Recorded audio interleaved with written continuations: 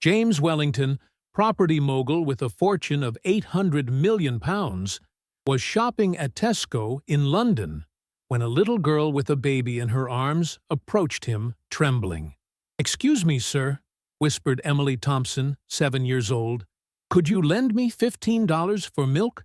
I promise to pay you back when I'm grown up." Little Harry, her 6-month-old brother, was crying with hunger, whilst she clutched only $3 in her worn hands. James looked at this scene. A 7-year-old girl acting as mother to a baby, dressed in patched clothes, but with heartbreaking dignity, and made a decision that would change both their lives forever. He didn't know that this promise to pay when I'm grown up would become the most beautiful and impossible love story London had ever seen. The Tesco supermarket in East London was bustling with customers on that cold November evening in 2024. James Wellington moved through the aisles with the natural ease of a man accustomed to getting everything he wants.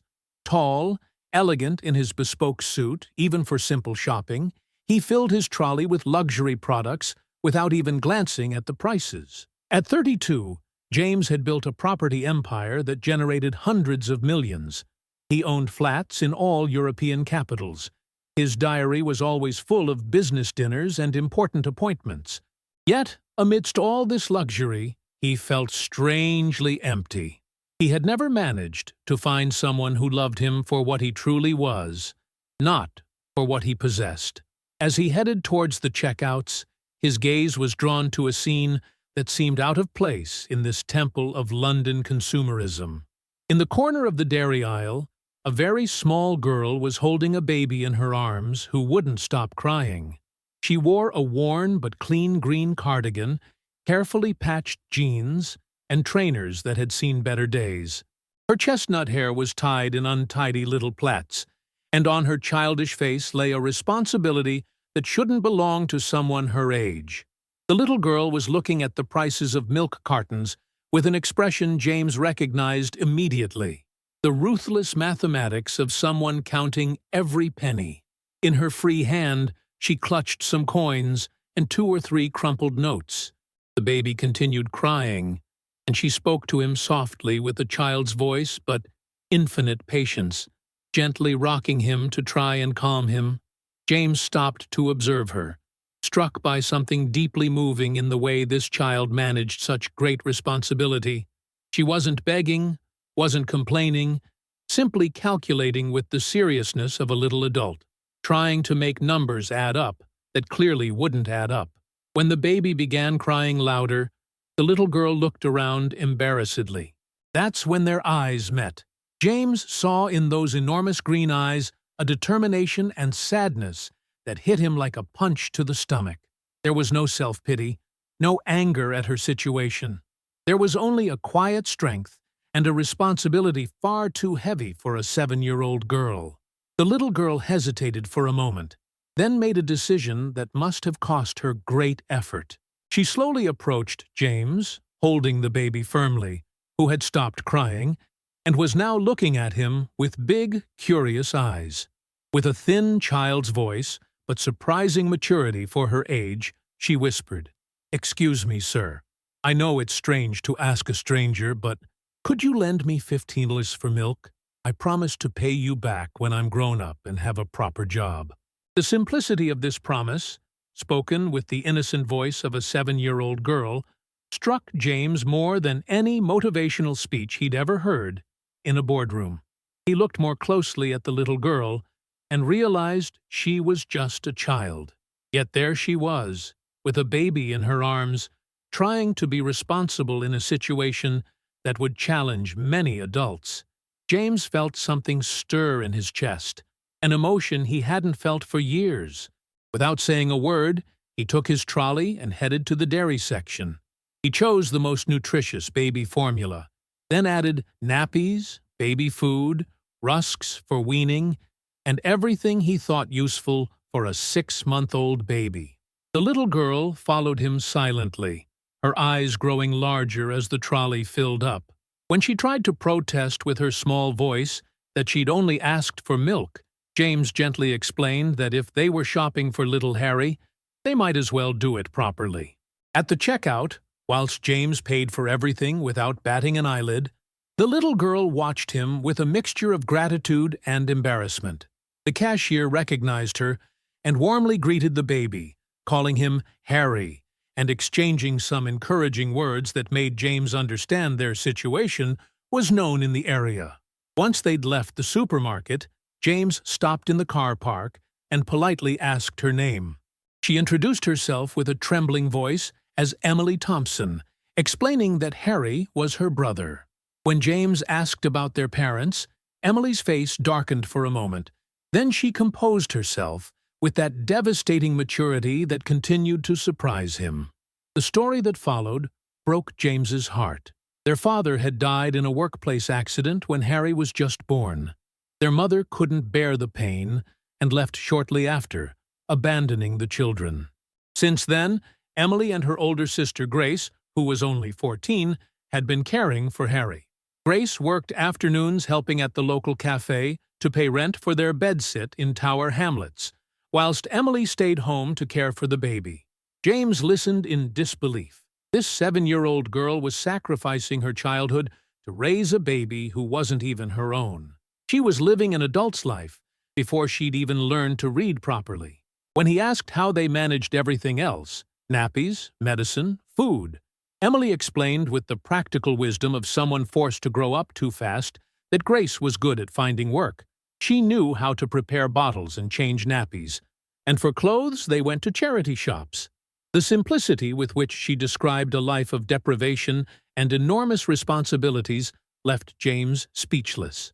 He looked at Harry, who had fallen asleep in Emily's arms, then the way she held him, with a maternal ease impossible for a girl her age, yet so real, it was touching. James spontaneously suggested going to a nearby cafe. Emily hesitated, understandably wary of a stranger, but when James showed her his papers and business cards explaining who he was, she agreed, looking at him with increasingly wide eyes. She'd heard of Wellington properties through an article Grace had read at work. At the cafe, James ordered food for Emily despite her protests, noticing she probably didn't eat regularly. Whilst they waited, he observed how she gently rocked sleeping Harry with the gestures of an experienced mother, though she was barely more than a child herself. Emily told him about Grace with obvious pride. Her sister was only 20, but had fought to keep the family together, leaving university to work and convincing social services she could care for them. She worked from 6 in the evening to 6 in the morning as a waitress, then afternoons cleaning offices. When James asked about school, Emily lowered her eyes and explained she'd had to stop in March. Harry often fell ill. She had to take him to the doctor and missed too many lessons. Now she spent her days caring for him, shopping when they could afford it, occasionally helping the neighbor with her children for a few extra pounds. Then James asked about the promise she'd made to him in the supermarket. Emily looked him straight in the eyes with a seriousness that struck him. She was absolutely serious. She didn't know how long it would take, but every penny she would pay him back. It was a matter of honor. In a world where multimillionaires didn't repay their debts and promises were broken daily, a 7-year-old girl was talking to him about honor. When James suggested he perhaps didn't want to be repaid, Emily firmly shook her head. If she accepted charity, she and Harry would remain poor forever. If it was a loan, she had a reason to become someone who could repay it. James was struck by the iron logic of these words. He pulled out a sheet of paper and wrote an official loan contract, $127.50, to be repaid when Emily turned 25 and had stable employment. Interest 0. Guarantee Emily Thompson's word of honor. When Harry woke up and began crying, Emily stood to leave. Before she went, James asked what she'd dreamed of doing before all this happened. Emily smiled, and for the first time James saw the 7-year-old she truly was. She wanted to study medicine and become a pediatrician. James watched her walk away with Harry in her arms, and at that moment he made the decision that would change everything. The following days, James couldn't stop thinking about Emily. Her story had touched him so deeply that he'd begun researching Tower Hamlets, social services, the difficulties of families in similar situations. The more he delved, the more he realized how common Emily's situation was, and how rare it was to find someone facing it with such dignity. The following Friday, he found himself back at Tesco, hoping to see her again. When he saw her enter with Harry in his pushchair, his heart made an unexpected leap. She recognized him immediately and approached with a shy smile, updating him on Harry's condition, who was better thanks to the nutritious formula he'd bought. James noticed she had more money with her this time, enough for small but dignified shopping. Grace had done some overtime, and Emily had helped 3 families in their building with children. Whilst they talked, James observed how Emily interacted with Harry, how she knew exactly what he needed, how she could make him smile. It was clear this baby was her absolute priority. But James also saw the tiredness in her eyes. That's when James made her an offer that would change everything. He had a townhouse in Kensington that was too large for him, with 8 bedrooms and a garden. He needed someone to look after it when he traveled on business. He was offering her to come live there with Grace and Harry, not as charity, but as work. She would look after the house, act as house sitter, and receive a salary sufficient to live with dignity and allow her to return to school. Emily was shocked. She didn't know how to be housekeeper of a townhouse, she protested. Enjoying the story? Give it a little like, and don't forget to subscribe. Now then, let's carry on. James explained he wasn't asking her to be a housekeeper, but to make that house somewhere worth coming home to. When Emily asked why he wanted to help strangers, James reflected before answering. He'd had everything in life: money, success, recognition. But he'd never had what Emily had with Harry and Grace. He'd never had someone who loved him enough to sacrifice everything for him. The 3 of them were a true family in the purest sense of the word. Perhaps he needed to learn from them what was truly important. Emily naturally needed to talk to Grace. James suggested they come see the house together, so they could decide. That evening he nervously awaited Emily's call, which came at 9:30. Grace wanted to see the house the next afternoon. After hanging up, James looked at his empty and silent townhouse and felt excited for the first time in years about what was going to happen. On Saturday afternoon, James waited nervously outside his Kensington townhouse. He'd spent the morning arranging everything, ensuring it was perfect, but not intimidating. When Emily arrived with Grace and Harry, his heart accelerated. Grace Thompson was everything James had imagined. Strong, determined, with that type of beauty that comes from dignified suffering. She greeted him politely but warily, studying him like a protective mother. Before entering, she firmly clarified they wouldn't accept anything that could endanger Emily's safety or dignity. James appreciated her frankness and showed them inside. Their amazement was obvious but polite. Grace held Harry tightly whilst looking at the ornate ceilings, antique furniture, the well-tended garden. When Emily whispered it was beautiful, but they couldn't live in such a place, James showed them the independent flat he'd prepared for them. The east wing of the townhouse had 3 bedrooms, a sitting room with kitchenette, and a bathroom. It was furnished simply but tastefully, with views of the garden where Harry could play safely.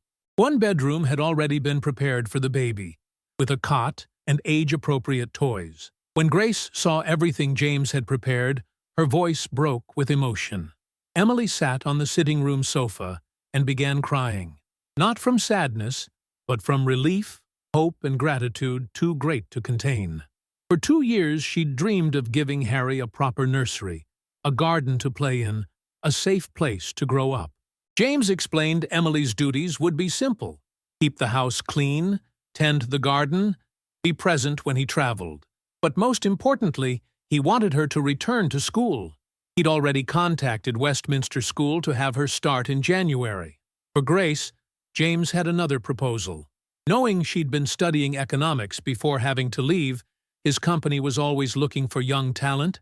He offered her to start as an assistant, continue evening studies, and see where the path led. Harry, meanwhile, had begun moving and babbling in his pushchair. Emily picked him up, and he immediately calmed down, smiling at James with big blue eyes that seemed to have already decided. When Grace asked once more why he was doing all this for them, James sat facing the three sisters and explained he'd always thought success was measured in numbers and possessions. But seeing Emily at the supermarket, hearing their story, he'd realized he was wrong. They'd managed to remain a family against all odds, choosing love over ease. He wanted to learn what it truly meant to be rich. The sisters looked at each other in that silent language only true families know. Emily quietly asked if they could try. Grace wanted to know what would happen if it didn't work. James answered honestly they'd return to Tower Hamlets with the certainty of having tried, but he believed it would work. Grace slowly nodded, and they agreed. That evening, whilst packing their bags in the Tower Hamlets bedsit, Emily looked at the contract James had made her, still folded in her wallet. When Grace asked if they could trust him, Emily replied with certainty he was a man who kept his promises, like them. 2 years later, the Kensington townhouse had become unrecognizable, not in its physical appearance, which remained elegant and refined, but in the atmosphere that filled it.